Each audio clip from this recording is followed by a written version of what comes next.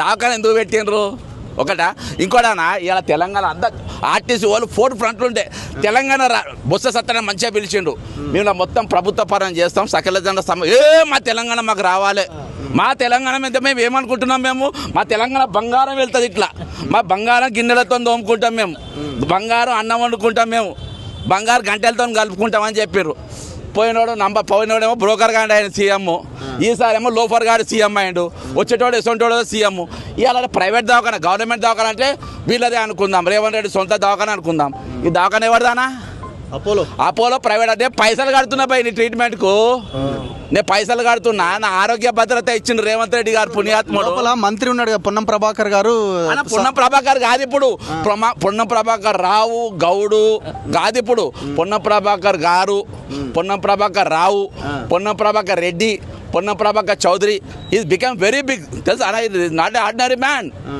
అరే not a ordinary man ఆయన కాదు ఇప్పుడు ఎవరు కాదు భూమి మీద అసలు ఎవరు అంత లేరు అసలు మేము కష్టపడితే కాంగ్రెస్ వచ్చింది మరి మేమేమో తెలుసా అన్నట్టు అరే ఇవాళ వాళ్ళు ఆఫర్ ఇచ్చి మేము మీ నౌకర్లు మొత్తం మేము చేస్తామంటే మా తెలంగాణ వస్తే చేసుకుంటా అన్నారు ఇవాళ ఆర్టీసీ ఉంటే మెయింటైన్ చేయాలని తెలుసా అన్న వీళ్ళు ధర్నా చేయాలని వాళ్ళు చూసిన వాళ్ళకి అర్థమైతే లేదు ఇది ఆర్టీసీ మొత్తం మెగా కృష్ణారెడ్డి గారికి అప్పచెప్దామని చూసిండు ఇవాళ ఎలక్ట్రికల్ బస్సులు బ్రహ్మాండంగా తిరుగుతున్నాయి అర్థమైందా ఆంధ్రోడు దోసుకపోతున్నా అనుకున్నారు దోసిపోవడం అవసరం లేనా వీళ్ళు బ్రహ్మాండంగా ఇట్లా దోచి పెడుతున్నారు ఇట్లా రెండు చేతులకి వెళ్ళి దోచి పెడుతున్నారు దోచుకునే అవసరం లేదు ఇవాళ అర్థమైందా ఇవాళ ప్రైవేట్ శంకర్ గౌడ్ ఇప్పుడు దీనికి కారణం ఎవరని మీరు అనుకుంటున్నారు బాధ్యత cold blood murder by the Telangana government వాళ్ళు 40 రోజుల క్రితమే వాళ్ళు నోటీస్ ఇచ్చిండ్రు ముందు వచ్చి పిలిచి మాట్లాడతామని చెప్పిండ్రు అన్న ఫస్ట్ ఎప్పుడైతే తెలంగాణ వచ్చిందో అక్కడికి వెళ్ళి మొదలైంది దీని ఆస్తులు ప్రాపర్టీస్ వేల కోట్ల ప్రాపర్టీస్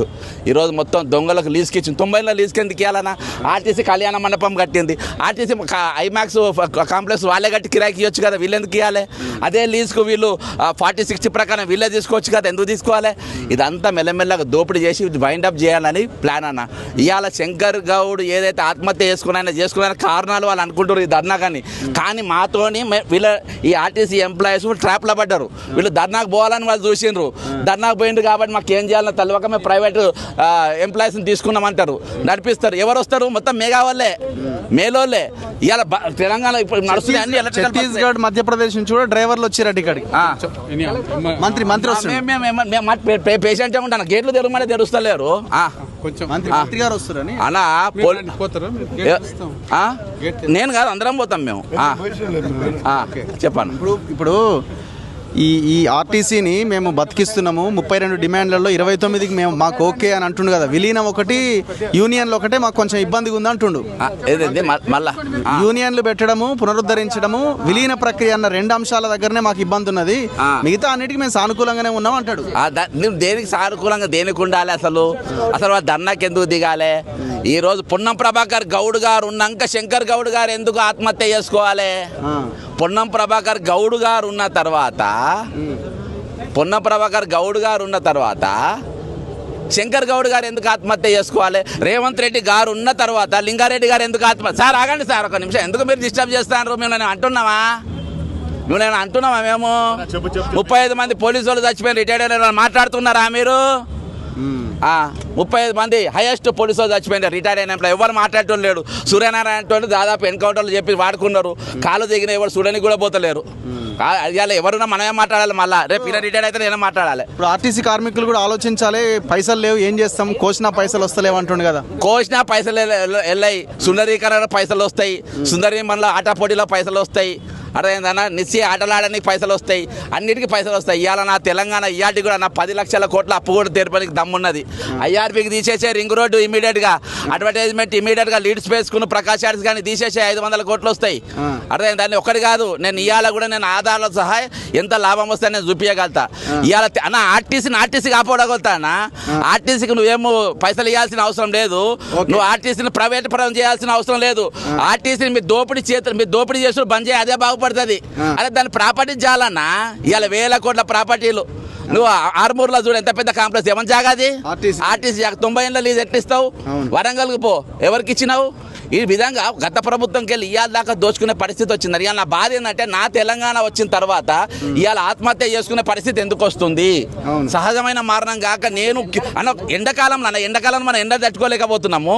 అటువంటి టైంలో మనం మీద పెట్రోల్ పోసుకొని కాలబెట్టుకునే పరిస్థితి వచ్చిందనంటే ఏందన్నట్టు ఇది అదే నాన్న ఏందన్న దేనికోసం చేస్తున్నాం ఈరోజు ఇక్కడికి తీసుకొచ్చి ఎందుకు పెట్టాలి? నా నిమ్స్ దవాఖాన లేదా? నిమ్స్ దవాఖాన మీద నమ్మకం లేదా మీకు?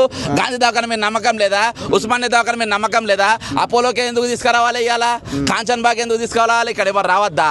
ఉద్యమాలను అనగదొక్కుతారా? ఇదా పద్ధతి? ఇది ఇవాళ నేను కోడి తెచ్చుకున్న తెలంగాణ నవ్వులపాలు చేసినావు నువ్వు నా నవ్వులపాలు చేసినావు. ఇవాళ ఎక్కడన్నా రాత్రి పండుకునేట ఇవాళ ఒక ఇష్యూ అయిందంటే తెల్లారి వరకు ఇంకో రెడీగా ఉంటుంది. ప్రశ్నించే గొంతులు మొత్తం బానిసలు అయిపోయినాయి, బెగ్గర్స్ అయిపోయినారు. ఇలా తెలంగాణ మీద లోఫర్ నా కొడుకులు అయిపోయాను, మాట్లాడేటోళ్ళు లేడు. సంఘాలు ఈరోజు చెంచాగాళ్ళకి ఒకళ్ళు క్యాబినెట్ లెక్క తయారైపోయాడు సంఘాలు ఇంత బుర్రలేసుకొని. కాదు ఇప్పుడు రెండో రోజుకే ఇది జరగడానికి కారణం ఏంటి? ఇప్పుడు జనరల్గా ఒక నిస్సహాయ పరిస్థితి ఎప్పుడు వస్తుంది అంటే 10-15 రోజుల తర్వాత అట్లా వస్తుంటుంది జనరల్గా, కానీ ఇమీడియట్గా ఆ పరిస్థితి ఎందుకు వచ్చింది? ఇవాళ వాళ్ళకి అర్థమైంది ఏంటంటే మేము ప్రభుత్వం ట్రాప్లో పడ్డాము, ప్రభుత్వం మేము సమ్మెకు పోవాలనే చూసింది. 40 రోజులు నోటీస్ ఇచ్చినాక సైలెంట్గా ఉన్నది, దీనికి మించిన అవకాశం లేదు. కాబట్టి ఆల్రెడీ ఇవాళకెళ్ళి ఫుల్ ఫ్లెజ్గా ఎలక్ట్రికల్ బస్సులు దిగినాయి. తర్వాత బస్సులు కూడా ప్రైవేట్ ఇస్తారు. మొత్తం మేఘా కృష్ణారెడ్డికి మొత్తం ఆర్టీసీ మొత్తం వైండప్ చేసి ఇవ్వాలనే ప్లాన్లో ఉండే. వాళ్ళ దురదృష్టం ఇవాళ శంకర్ గౌడ్ అన్నట్టు ఆయన త్యాగం కింద చేయకుండా రాసుకోన్న శంకర్ గౌడు లింగారెడ్డి ఇద్దరికి ఇవాళ ఈ ఇన్సిడెంట్ చేసుకోకుంటే రేపు పొద్దుగాల MOU అయిపోయేది ఈరోజు. దీనికోసం ఇంకొక 4 రోజులు వారం రోజులు నడిపిద్దామని చెప్పి దింపిండ్రు. అందుకని ఆ ఉద్యమాలను కూడా కోవర్ట్లను ఎంటర్ చేసిండ్రు. ఆ ఉద్యమాన్ని ఎట్లా నిరసన స్పెషలిస్ట్ ఉన్నారట కోవర్ట్స్, ఉద్యమాన్ని నీరుగార్చే కోవర్ట్స్ చాలా వాళ్ళని అందులో దింపి అది ఎట్లా నీరుగార్చాలని ప్లాన్గా చేసి ఫస్ట్కి వెళ్ళి దిగిండ్రు. అనుకోకుండా సంఘటన ఈరోజు శ్రీకాంతాచారి చచ్చిపోయిన తర్వాత ఎట్లా తెలంగాణ ఉద్యమం రింగు తిరిగిందో ఇవాళ మన శంకర్ గౌడ్ గారిది మరియు లింగారెడ్డి గారిది ఇద్దరి ఆత్మహత్య యత్నాలతో అయితే చనిపోయిండు. దాంతో మనం ఏం చెప్పాలి జనాలకు కానీ కార్మికులకు కానీ ఇట్లాంటి పరిస్థితులు ఇప్పుడు ఆత్మహత్యలు చేసుకోవద్దు కదా? తెగబడి కొట్టాలన్నా, గుంజుకొచ్చి తన్నాలే. వీళ్ళు మర్యాద గినారు, గుంజుకొచ్చి తన్నాలే. అర్థమైందా? ఇవాళ ఉన్నది మర్యాదగా చెప్తే అయినటోళ్ళు కాదు. మర్యాదగా అరే నువ్వు ఉన్నటి దాకా పాతోడు దొంగ అని అంటున్నావు, నువ్వు మంచిగా చేయరాదు పై మేము లేకుండా నీ పవర్ ఎక్కడిది? మేము లేకుండా నీ పవర్ నీకు అధికారం ఎక్కడిది? అరే తెలంగాణ ఏంది ఇది? What is this?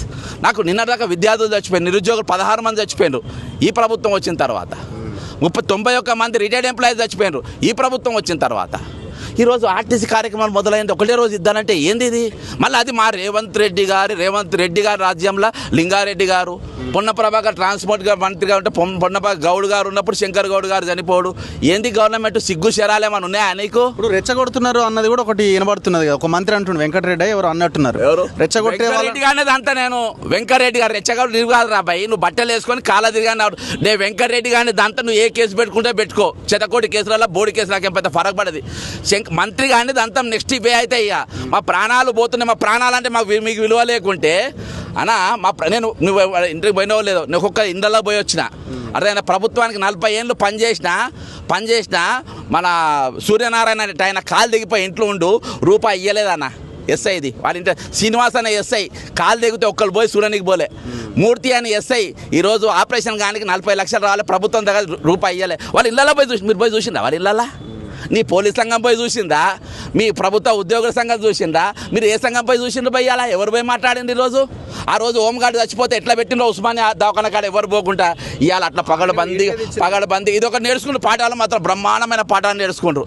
అదే రూలింగ్ వచ్చేదాకా ఒక మాట మాట్లాడతారు, రూలింగ్ రాకనే ఇంకో మాట నేను పరిశాన ఆపోలో అంటే ప్రైవేట్ హాస్పిటల్ కదా ఎవరైనా పోవచ్చు అని మొత్తం ఒక దుకాణం పెట్టుకుని దుకాణం తయారైపోయింది ఇది వలయం.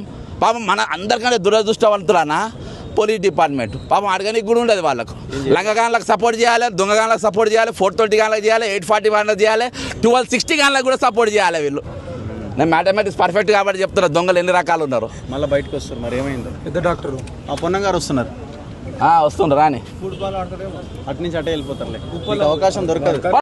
అది ఎట్లా నీరుగార్చడానికి ప్లాన్గా చేసి ఫస్ట్గా దిగి అనుకోకుండా సంఘటన ఈరోజు శ్రీకాంతాచారి చచ్చిపోయిన తర్వాత ఎట్లా తెలంగాణ ఉద్యమం రింగు తిరిగిందో ఇవాళ మన శంకర్ గౌడ్ గారిది మరియు లింగారెడ్డి గారిది ఇద్దరి ఆత్మహత్య యత్నాలతో అయితే చనిపోయాడు. దాంతో టర్న్ అయిపోయింది. ఏం చెప్పాలి?